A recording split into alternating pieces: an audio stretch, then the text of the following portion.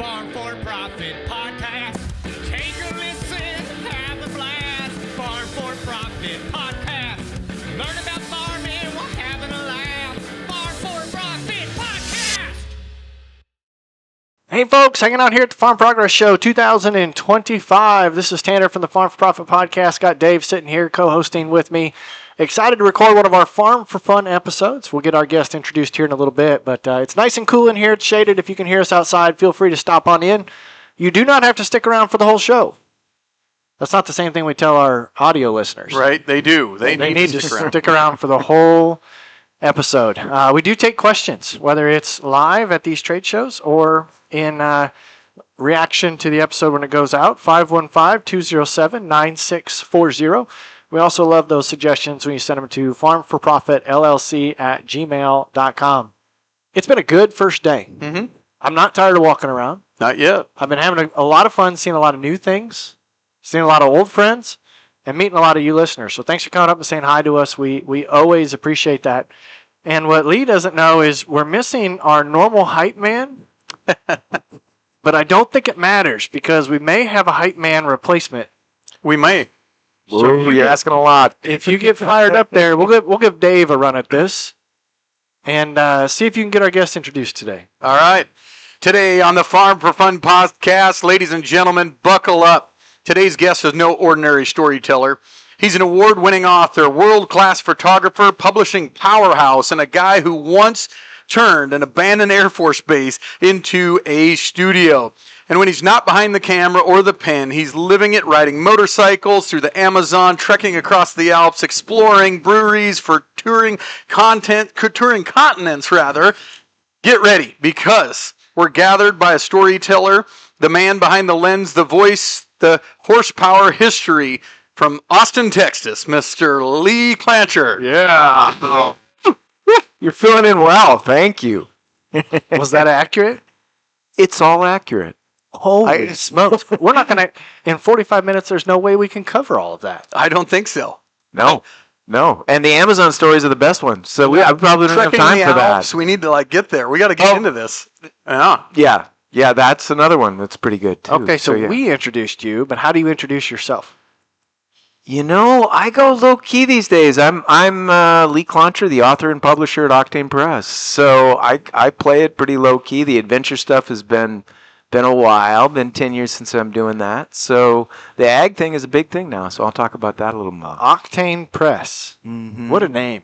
Cool. My wife thought of it. Really? I cooked up about 40 names trying to come up with something good. They were all terrible. And all of a sudden, she says during the day, I say in bed, she said, hey, it's Octane Press. And I was like, yep, that's it. I said to her, she said in bed. You both could be right. You could have just been in bed in the middle of the day. I would hope so, for God's sake. So based on what you do, I'm assuming that she thinks you're high octane. You know, she's my wife. Do you guys have wives? Yeah. Yep. Oh, yeah. How impressed are they? Yeah. Someday, you know, she knows the real guy. Originally, they might have been. Yeah. Yeah, exactly. We pulled it off for a while, Yeah. and then, so she's a supporter. She's great. Meet Maya Cornheads, built better for over 40 years to power through down corn, high yields, and tough fields without flinching. These durable, low-maintenance heads mean less downtime, less grain loss, and more profit per acre. They have the option for down corn attachments or direct-driven chopping. They ensure that your combine will move smoothly, fast, and full at all times. Don't just harvest your fields, conquer them. Visit mayacornheads.com to find the dealer near you. So take us back to Little Lee. Where'd you grow up? What'd you do? And bring us forward to who you are. So I grew up in Brill, Wisconsin, which is northern Wisconsin. We had 50 healthy souls in that little town.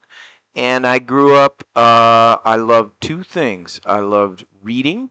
I read the entire science fiction library, every book in the library. And I loved machines. Huh. So especially motorcycles, cars, anything to go fast. I did grow up, my grandfather was a farmer, and we grew up on a working farm, but my dad had bought the house. My dad was a school teacher. Okay. And they had tractors. I still remember, I haven't ever told this story. And I'm like, why didn't I tell this story? They had a 966, which to us was, wow, this is 1974, let's say. I'm like, wow, look at that thing, And Dad crawled up in it. Dad had been a farmer. and fired it up, and we drove it around the yard, and I was terrified. To this day, I remember I was like, oh my God, they're going to catch us. Because it wasn't our farm. It was another family. So, but I just haven't really gone back to that. So tractors weren't really a thing then. Then I went to college. Okay. And everything said, go be an engineer. So I studied engineering for a while, didn't really like it, and wasn't all that good at it. Friends of mine say the world's a safer place because I'm not an engineer. I decided I really, because I loved reading, I always wanted to be a writer. I'm like, I'm going to go science journalism. That's what I'm going to do. So I studied that, and that really worked. I started becoming the editor of the engineering magazine, kind of got a little attention on myself. A local book publisher approached me and said, hey, we want you to write some books. And we got all these books about tractors we're doing, and they're selling really well. We think somebody with kind of a science engineering background could write a book, and people would like it. So I wrote it, and it sold 40,000 copies. And I was like, okay, we'll do that. So, which in those days means you make about $12 on a book. But still, and that was the start. That was the first book I had written. And then... What was that one called? Farm All Tractors. It was a small book. They had a new series of books that were just kind of, it was maybe 10,000 words, was not a big book. And I did two more in that era. I did a photo history and one they called The Golden Age, about the letter series. And then I did a lot of other things. I was a journalist. I went to work for that company making books. So I was acquisitions editor, which essentially means product engineer for books. So I did that for more than 300 books. Product engineer for books. Yeah.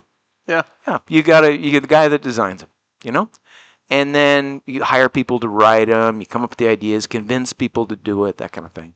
And on the side, I was real actively writing and taking photos. So in about 2000, I decided to quit the day job and just write full time. And I got a gig as an adventure travel motorcycle writer. I'd done a lot of, that's where all that crazy travel comes in. So I started doing that on the side and working during the day. And I spent 4 years building that business, and then quit my day job and was just full-time adventure travel writer. The day my contract with the book publishing company was up, we had agreed on a date, and I left, right?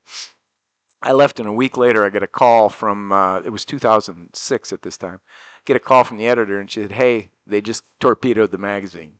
So my main gig went away. But I just kept at it, and started publishing my own work in 2008. I took one book and $500, and in fact, it was one of those early Farm All books I had written. Put it back in, it was out of print, so I owned the rights. So I put that back in print. I gave one of my buddies, I traded him a 12-pack to design it. And that was our first book, Farm All Dynasty. You can still buy it. And for the next roughly 6 years, I took every nickel I made making books. And other people were approaching me because I'd been in the industry, right? So they're coming to me and say, hey, would you do this book? I'm like, yeah, it's a pretty good book. We'll do that. And I just used the money from the sales to do more books. And I didn't take a nickel out of that company from 08 to 13, so for 5 years. And in 13, Red Tractors came out. Case IH had an anniversary of the Magnum coming. Okay. And they agreed to buy a good portion of books up front, pay for them up front. Being a smart businessman, instead of making a book that would make profit right out of the gate, I took every nickel they gave me and put it in the book, made it bigger and better than anything had been done. You can still see those big format books, and they're expensive. Came out in September. I think I have one on my coffee table. Yeah, that's Octane Press came right there. That's when we arrived. September 7th, I think it was, 2013, they arrived in the warehouse. September 5th, all 7,000 were sold. Holy smokes. That had to be a great feeling. That was fantastic. That was, okay, we went from a dream in a garage to a real company. We got an office, started hiring people, all those things. So that was kind of the moment. So tractors, now we have several hundred books in print. We do motorsports, and in motorsports in particular, we're really strong. We do really, really good motorsports biographies, narratives, and that's a real strong place for us. And it's still a small company. We got not a huge amount of employees, but we have employees and all that. And it all started with tractors. So People love tractors. We could put out a piece of social media content, but if we're talking about a tractor in it, views are through the roof. Yeah. Now, if you're talking about accounting or record keeping, right. it's like, wah, wah. I want to go back to adventure contract writer. How do you even get that job? I think it'd be cool. Like, I'm in college, I'm listening to this podcast. I want this job. What is the job, and what do you do, and how do you get it? So I got it by being able to take photos and write and ride a motorcycle anywhere in the world. I did a lot of motorcycle racing, so I know my way around two wheels. And the number of us that can do all those things well, I also can shoot and ride, right? And that's sort of unusual. A lot of guys are just shooters or riders. So it meant they could send me to Bolivia to get this story, and they're paying for one guy. They figure I probably won't kill myself, though I did break my leg. We don't have time for that story. Unfortunately, it's really a good one. I had been beating the pavement for a long time writing. Writing is becoming a writer or a photographer professionally. Well, I don't think podcasting's so difficult, right? You got to grind your nose. You got to work harder than the other guy. You got to find a slot. Sure. And so I did all that, and because of being an editor, I'd known some of the right people. That helped. So I got all the right breaks. But what I did, and I was a freelancer, so it meant the magazines in those days might say, all right, we're going to pay your expenses and a little bit of money for you to go to Bolivia. And what I would do is that guy's paying my nut. Now I sell 4 other stories, and there's the profit. Oh, while you're there. Okay. Yeah. So I could, Yeah, you sound just like us. I mean, that's the reason Farm4Profit's as successful as it is. We've worked harder than anybody else. It's consistent. We show up. We never miss a release date. Same thing. We get our nut covered to come to a show, and then you can sell this interview and that discussion while you're here. 100%. 100%. And yeah, and podcasting, I think right now, I mean, that's competitive. 20 years ago, 15 years ago, it wasn't. The dawn, maybe you get luck. Even 10 years ago, if we'd have started 10 years ago, the trajectory was fascinating when you look back. Yep. And now there is and it's the same. It's competition for viewers' attention. Yep. And that is a difficult thing. So no, it was very similar. And I really did come to appreciate over time that it's that nose to the grindstone. I think everybody thinks it's that flash in the pan or you're so talented or whatever. It's really not. It's So get up and You're keep saying going. you would shoot photos while you're riding a motorcycle? Sometimes, not very often. I would, but I would carry all my gear. Okay. Stop and shoot. I have shot off the back of somebody else riding a So motorcycle. you're a good left-handed operator. Yep. Yes. Super, like woo. Like body camera, like a gimbal, like what do you got here? Yeah. So, No, it's you could get there and do it, and then you also had to get there and the lights good in the morning, in the evenings.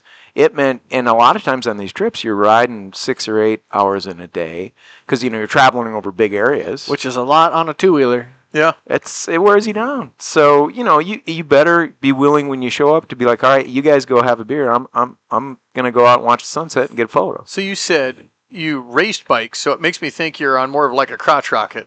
And then you said you toured like mountains, so then I'm thinking dual sport. But then you're a motorcycle guy, so I'm thinking more like Harley. So now you got me wondering, what is it? So anything that was fast, Yeah. I was into. I did road racing, I did flat track racing, and I did off-road racing, both motocross and enduro, which are a little bit different varieties.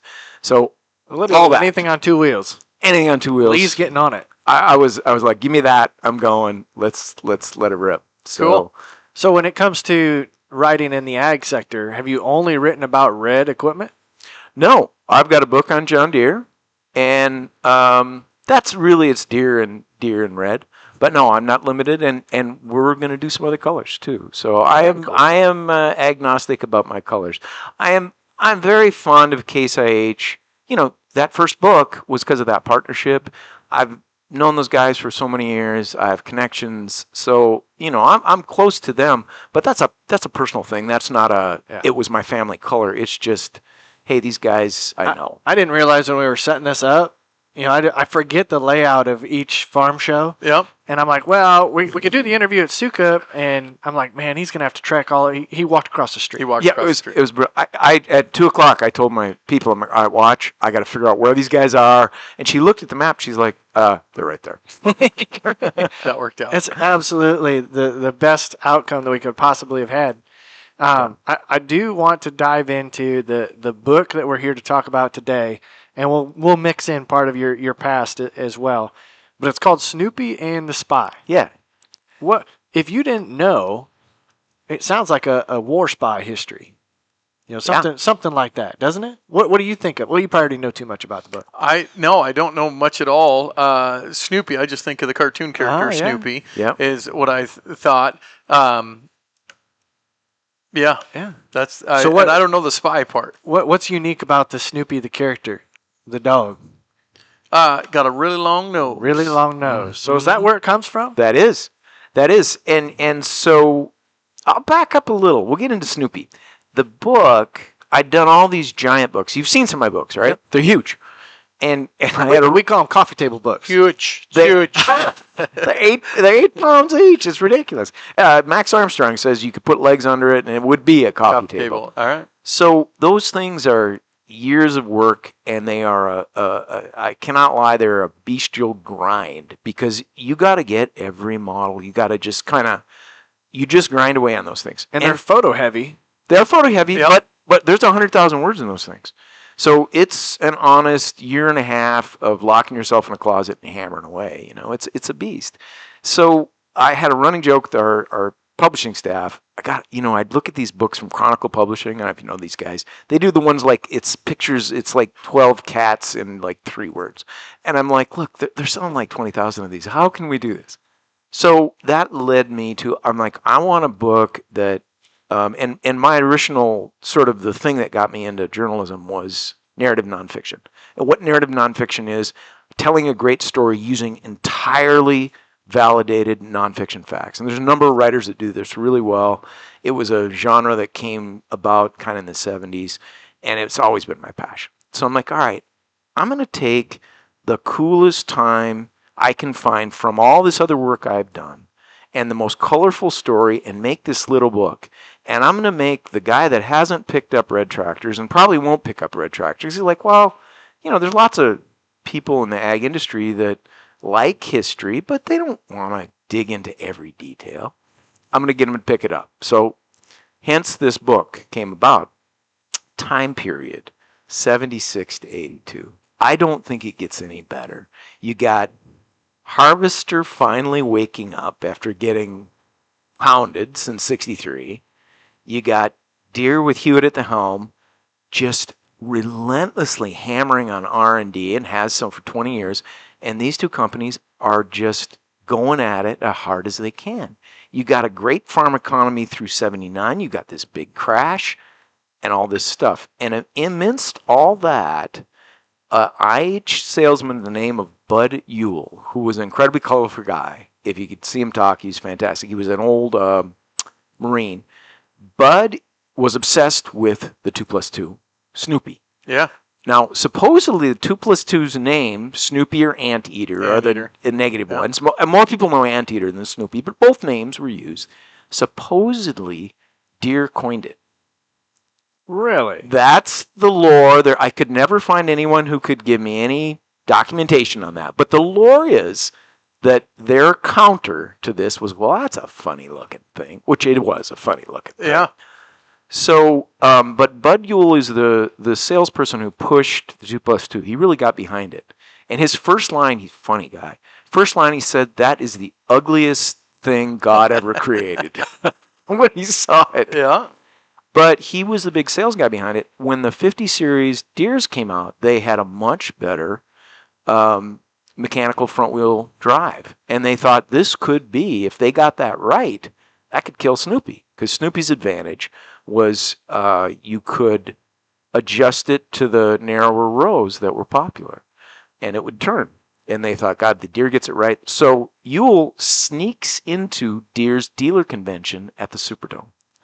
And it was such a perfect way to frame it because I can start with Yule walking in and then go back to 76 and kind of say, why did he do this? What was happening? And there's all this interesting drama in the period. So that's where this book came from, was just wanting to go back to that time period.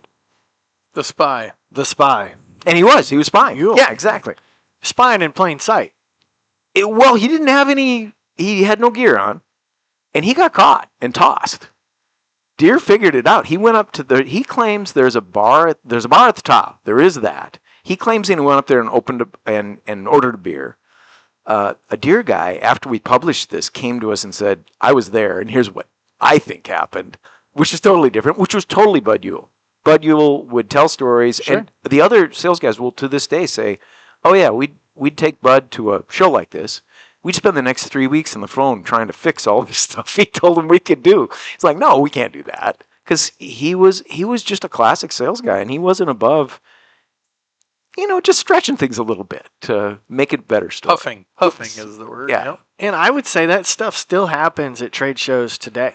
Like, Sure. I know we've gotten connection with our sponsors and partners that bring us to these shows, and we get to meet some of the people that are like, yeah, I can't meet with you after 2 o'clock because they're out trying to be plain clothes, figure out what the competition's been doing. Yep. Oh, 100%. I was just talking to one of the Case IH engineer leads, and he said he takes his kid, and he sticks his kid through the sunroof with a camera. When they drive by, he knows where Deere does their test.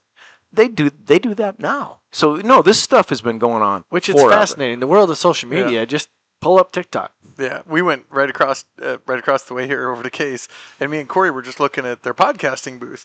And of course, I don't know if they knew we were podcasters or not, but there was a lot of people looking like, "What are you guys looking at?" Like, hey, we're just walking through the booth here. But we got the feeling, and I felt it. And then Corey said something later. He's like, "Did you feel that?" I was like, "Yeah, I did." 100%. They were like, "What are you doing here?" We did that out at Husker Harvest Days last year, too. A nice podcast setup, and you're making small talk, but at the same time, I'm looking at what cameras they're using and what switchboard they're using and how they've got their lighting set up. And it's kind of like the conversation might not be as genuine because I'm not looking at you. I'm looking at the camera. Yeah. It goes on in the book industry. I have active competitors that try to sniff around what we're doing. What's next? So, Snoopy and the Spy, is it out? It's out. It came out last fall. Okay. So it's the first time at the show here. We've got them in the booth. So How's it doing? it's been great. It's been an absolute number one in category on Amazon and just How do you find the idea for what will work? Like, we think of ideas of what's a good podcast, who should we interview? You're thinking of what should I write for the next 2 years about? Like that. Like if one of ours fails, it's okay. That was episode 2. Next Let's week. go to the next week. You're like, I'm investing 2 years into this thing. It is. I've been in this business since the 90s, for 30 years, and that's part of it. I will tell you, I also, so acquisitions editors, there's always a group of us, that pick these books, and there's kind of a you got it or you don't. Huh. There is, and some of it's understanding the readers, some of it's understanding the market. If you're a gearhead, in my business, we were all doing gearhead stuff, so you had to have a sense for what do gearheads care about. But there is you wake up in the morning, and I've had employees, and some of them are no good. Some of them I'm like, if he picks that, we're not doing that. And others are just naturally. So there is a little bit of affinity, and there's a lot of. I think to be really good at it, you have to be very, very curious about the world and very much just sort of a sponge for information. Sometimes you don't even know you're soaking it up, you know what I mean? And you're reading and you're looking and you're listening and talking to people. For me, talking to people is huge. If I come out and I talk to 10 different editors and I talk to the people that are making the machines and I also talk to, whether it's my friends or go to groups and talk to readers, you get this gut sense. And there's lots of, you do a P&L for every book, you do market research, but it's the gut. It's the gut. Which, we talk about how quickly we can react. Our listeners send us ideas all the time, and we look at every idea because you could find that diamond in the rough, somebody that nobody's interviewed before, but it doesn't do us any good to do an episode specifically on this breed of cow that does this for making that you can't get that granular. Yep. But you can tease enough to where they want to go find out more by themselves. Yeah. And I have to say, I love the thing I love about social media is that because you get so much immediate feedback and you learn things, right? If you pay attention to what your readers are doing, you're like, oh, I didn't know. Oh my God, that's amazing. There's good stuff out there.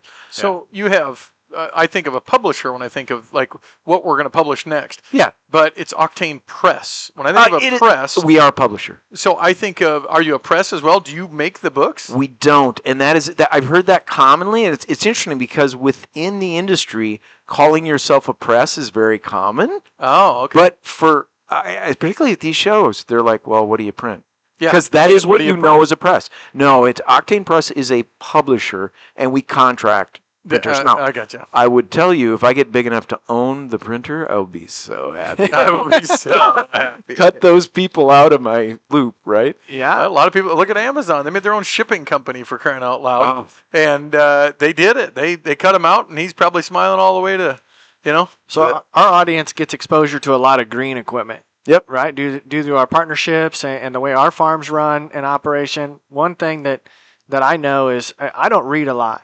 So we got to interview Neil Dahlstrom, so I read Tractor Wars. Yeah. What a cool book to kind of talk about how tractors started and what that was like. And then I read yours, which probably 2 out of the 10 books that I've read in the last 10 years. Not super proud of that, but I listened to a lot of things. Yeah.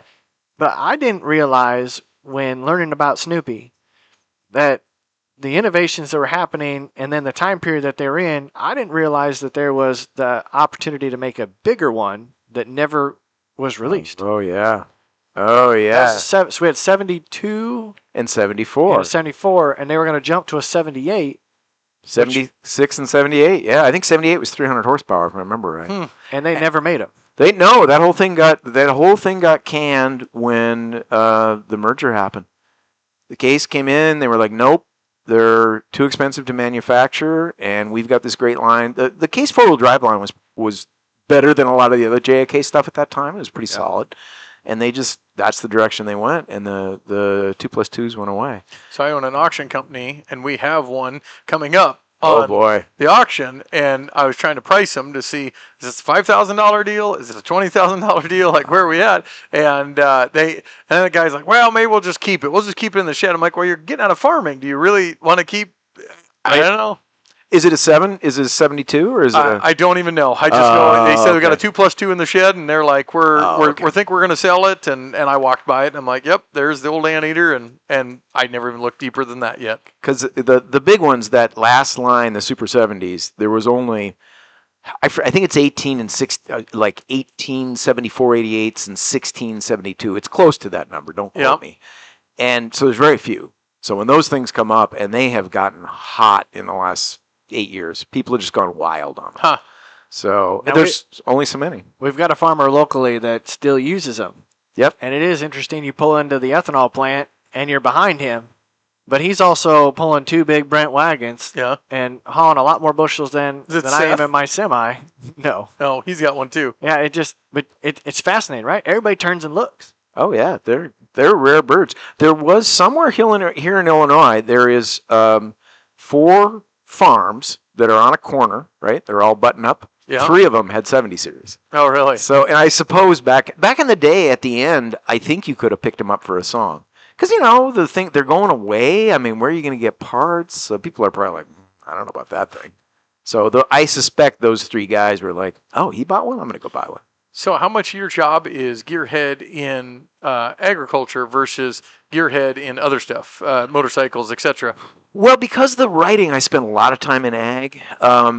Day to day, it's pretty balanced. When I'm running the company and worrying about selling books and warehousing and all the fun stuff you do when you run a company, that's more balanced. But I write the ag books, the motorsports books. I'm not writing any of them. I gotcha. We contract authors. I got a bunch of people we work with, so it's probably 60% ag. And I've been doing this since the 90s, because we go back to that. So I have a super deep knowledge here, and that's... Every TV show that I watch where there's a writer, Tanner, they all go on vacation. They rent like a VRBO or something for like 3 months. And you said lock yourself in a closet. Where's your like writing spot? Like, what's it look like? Are you going to Europe and like sitting in Italy for, I mean, like, what are you doing? You know, in retirement, I am going to do that. I have a friend who has a place. There's one you can sign up for. It is a castle in France where all these writers go. That would be cool. That'd be cool. I have a business to run. So I do get, and it's we're mature enough, and I have good enough people that I can take a week and write and pop in an hour here and there. Everything, you know, the world doesn't come crashing down. But I am at home in my office where I am efficient. I also, so many of those people in the movies or the Stephen Kings of the world. Stephen King, I think, famously writes 4 hours a day. That's his work day, and then you know he's got all these things. And from a process thing, it's great, right? You're fresh. Your work's going to be really good. And writing is it just hammers on your brain. I write 1,500 to 3,500 words a day. I work 8 to 10 hours a day on writing, and then I do the job. So when I say lock the closet, I'm in my office. I got a beautiful office. I got no complaints. Mm-hmm. It's in my house, but it's a nice space. But I am literally pounding away because I'm a working Joe. Harvest season is here, and so is your competitive advantage. That's right. The Estes XPR3 concaves are a total game changer. Think one concave, all crops, no bands, no switching. From wheat to corn, soybeans, you're rolling non-stop. Backed by their patented technology with 250% more threshing surface, you get cleaner grain, fewer fines, and beast-level capacity, all without trading combines. If you're interested, visit EstesPerformanceConcaves.com to upgrade your combine today. Estes XPR3, harvest smarter, faster, and better. Do you have kids, and are they in the business? I have no children. I have a business and bicycles and my wife and a dog. And a dog. And dog, yeah. We got a German short hair pointer. Oh. High energy. He's fabulous. High octane. He is high octane. Nice. There's a theme here. Yeah. I've always wanted us as Farm for Profit to write a book. None of us are writers, and I thought you were going to say ride a motorcycle, Blake. I'm all you buy some motorcycles, we're going. Yes. We just have so many experiences that we've documented audibly, right, and on video that I feel like you could pull 1 to 2 to sometimes 5 things out of a conversation that provide extreme value to the next generation of farmers and business owners. Yeah. That, to me, the struggle for writing is, how do I pick what the first chapter is? And how do I know if it's going to have 13 chapters or 18 chapters or what that looks like? The compartmentalization you've got to have, it fascinates me. That is a part of it. And I think there's a couple things. You got to be a good outliner. You got to, and this skill you probably already have. You know when you know the good stuff. You're talking to somebody, you're like, oh yeah, that. Oh yeah, that. And so when I'm doing a book, I'll interview, we interviewed 50 to 100 people for these IH books, anywhere from 40 minutes on the short end to 3. Some will talk for 3 hours. And I'll have, so you've got that big mass of material. There's been 40 or 50 aha moments. You're like, all right, that axial flow, that during that point, those points become a narrative. Chapters, yeah. Well, or points. Okay, we're going to tell this story. We're going to tell when they ran out of red paint. There's a great story. Roger's here, and he had to drive, I think it was 4 or 5 hours to get some more Case IH red paint because they had decided to paint. This was when they were the white or red. Yeah. And because they initially were going to paint them white. Yeah. And they showed them at a dealer show, and they about got thrown out. They're like, all right, we got to paint these things red. Got to be red. So, but he was painting them for this next show, and he ran out of paint, and he had to go get the paint. It's a great story.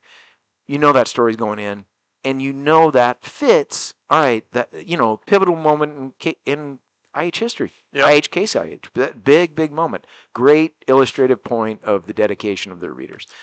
So that stuff sticks out, and you can start going, all right, here.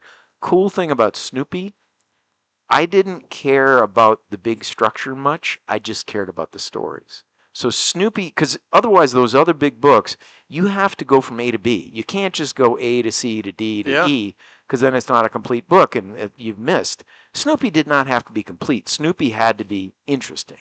So I just go, great story here. Okay, I don't have much on that. Fine, we're going to here. Well, I think like Big Bud, but that makes me think, what would be, if you could do now, so fast forward to today, we have 9RXs, we have Steigers that are now not green but red. What tractor would you want to ride on? Today? Out of any tractor. Oh, boy. The autonomous. Okay. And the best ones are the failed ones. Always. They're the most interesting. And the autonomous doesn't really look like that's where we're going, I think, is ag. And why is that? And how did we get there? That one also has, the IH guys told me when they were showing that thing, in 1993 or 5, I can't remember which year, but in the mid-1990s, they had at the Hinsdale Engineering Center, they had tractors driving themselves out of the shed, going and working. 1995. They've been working on this tech that long, and they had it. It's amazing. I still remember seeing the press release of that case tractor with no cab. What, an MX 300 or 30, whatever it was, and it had no cab, and everybody's like, what?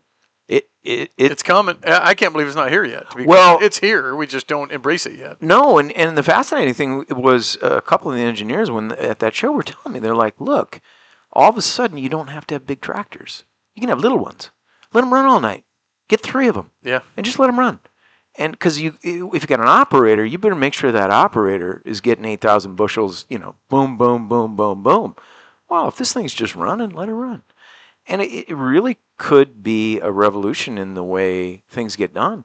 But the blowback was nobody wanted it. So being a gearhead, when I think run all night, I think somebody's got to fuel it. What about electricity? So everything you've been is high octane. Yeah. Well, now high voltage. What are we going to do here? Do you think that's You're just full of one-liners this afternoon? Yeah, he's really good. He's really good. Boy, electric is a tough one. For electric and heavy equipment, I'm just like, our batteries, we need the batteries to get there. Yeah. If the batteries get there or the solar gets there, great. I mean, I love camping, and I've got off-grid camping or off-grid RVing down, and I'll tell you, being out there and being like, yeah, I don't care when we go back. We can spend more time than I have with the job that I have out here in the woods because it ain't going to go away. So, I think we're a ways away just because the batteries are not there. See, I always think of generators, diesel-electric locomotives. So even trains have been using electric drive wheels for a long time, but they have a power plant that creates electricity that still, uses fuel. So, yeah. The problem with that, there's 2 systems. I mean, I know it works in trains, but why add 2 systems? So, I mean, electric power is great. You can modulate it so fantastically. It's instant. There's lots of things about it, but it's certainly not the solution yet, is my take. But, hey, I'm a little more about the past and the future. So, yeah, I appreciate the amount of press you've put around this book. I appreciate the way that you can articulate your thoughts and what the story behind the stories are and the way that it's written. But one thing that you said as you reflected on it is even though the espionage happened, it couldn't save IH. Yeah. And my opinion is IH was sunk about 1965. They screwed up in 1955, 54. Fowler McCormick led the company. Fowler was one of the McCormick descendants, and he was off in Europe. He just wasn't paying attention. He thought he was a visionary. Wasn't there. He was pushing them into construction and all kinds of other things. They should have been hammer and tong. At that time, their leading platform was, introduced in 1939.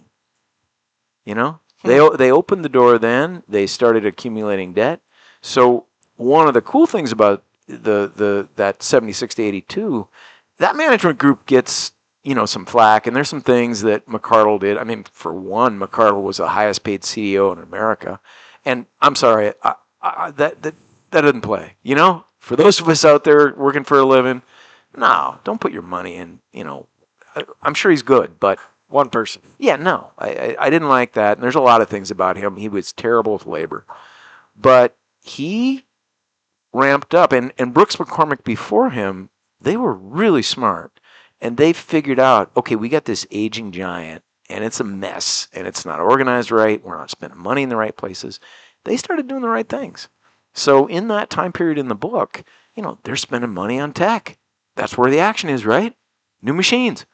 I mean, they did a lot of things right.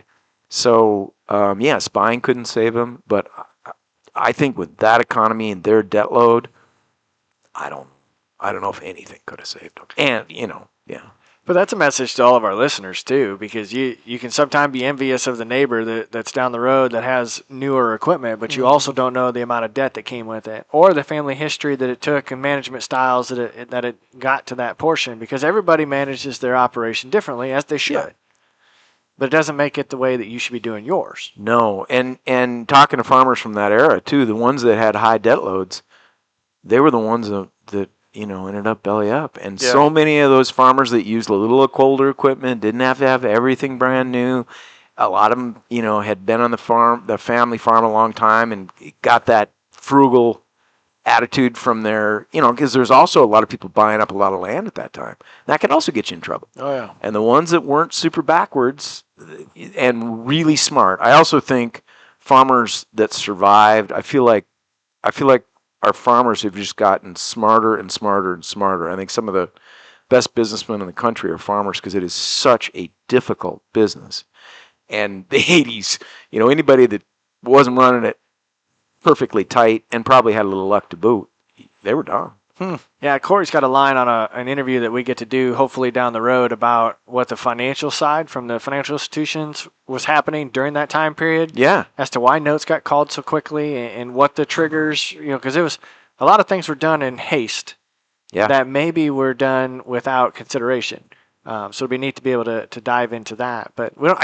Go ahead. I gotta dive. I'll dive into one, and maybe we'll save it for back with Corey. So Steiger, everybody else is, including Deere, and Deere, one of the best run companies in America, in my opinion.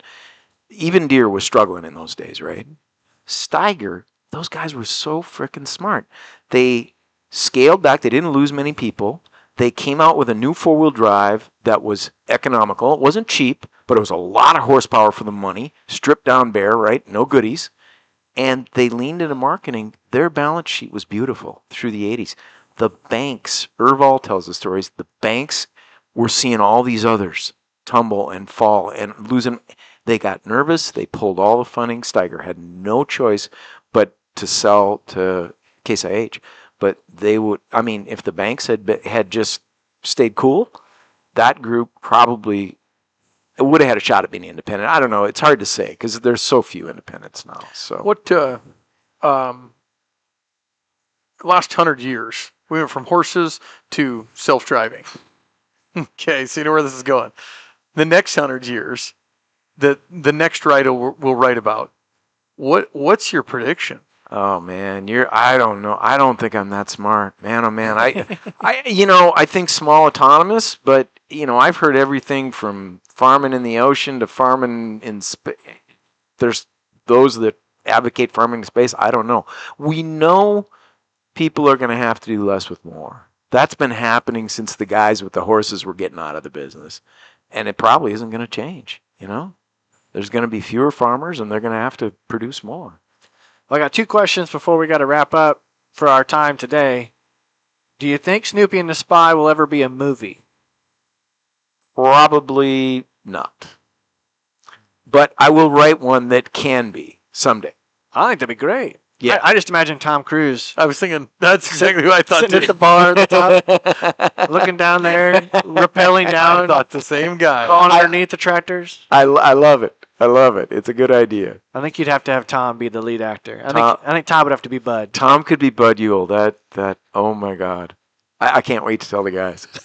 It's great. All right, now what about a sneak peek? What are you working on now? So I'm working on. We've got something that's lime green. We got something that is blue. So we got some new colors coming. I'm super excited. There's a lot of great stories to tell there, and it's gonna be good to branch out. That's great. I didn't know what direction the conversation was going to go. We didn't even tap on what your he mentioned the airbase, right? Airbase that you were modeled Yeah. in the introduction for photo shoots. Oh God, that was fun. But the stories that you said we didn't have time for, you were right. There might have to be a part 2. Yeah. You think so? I want to learn about the Alps. Yes. All right. I got alligators and tops of mountains and I want to hear the ones that you don't tell your wife. Like the stories when you're somewhere else, the after hours Farm for Profit with Lee. That's what I want. Can you remember Podgy? Podgy. He will. Don't forget Podgy. All right. That's not going on the air. All right. That sounds great. So, what is the best way, now that we've teased our listeners with the story, how do they find it? What's the best way for them to get a book in their hands? You can get our books anywhere books are sold. I love it if you go to our website because that's the best margin for us. But if you tap into Google, you walk into your local bookstore, you go to your local KSIH dealership, you're going to find our books. And what's the website? octanepress.com. And our listeners are extremely receptive, and I know they've got ideas of their own. Do you take book ideas from people? We do. Not take. We do. Yeah, no, we listen. You can hit us on any of the socials. We're on any of the socials you find us. You can drop us an email on our website. There's a contact, and that is part of what we do is pick up book ideas. So we love to hear from readers. Hey, It's amazing how it's changed. Used to be, find us on Facebook. Find us on Instagram. Pick us up on social. We're everywhere. Like, we're the same way. We're everywhere. you So ought to be now. Yeah, right. we always pull the crowd. Are you guys on Threads? We're like the only person on it. It's like, nobody has Threads anymore. All right, fair enough. We're safe there for a little bit. We're Yeah. safe. You know, Nobody's coming to get us. Well, it's our pleasure. One, I want to thank you for your persistence and your team for reaching out. Busy people have busy schedules, and we know we'll eventually connect. It was well worth the wait. Thank you for sharing your story, the little bits of it with our audience, and I do look forward to connecting again down the road. Yeah, I think Corey's gonna be jealous of my hype opening. Absolutely. I don't know. Do you really need Corey anymore? I don't think we need him anymore. maybe It's been eye-opening. It really has. No, thank you so much for having me on. It's been And great. he would say, crack a cold one. You deserve it.